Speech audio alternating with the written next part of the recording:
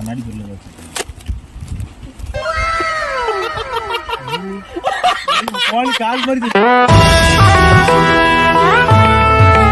வச்சிருக்காங்க பாருங்க. இல்ல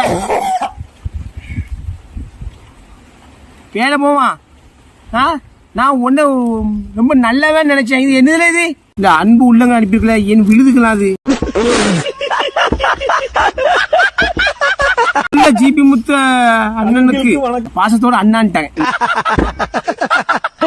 அத போய் எவ்வளவு பெருசா இருக்கு, இவ்வளவு பெருசா தொங்குது எனக்கு பாருல. என்னதுல இது கோழி லெக் பீஸ் இருக்கு பாருங்க.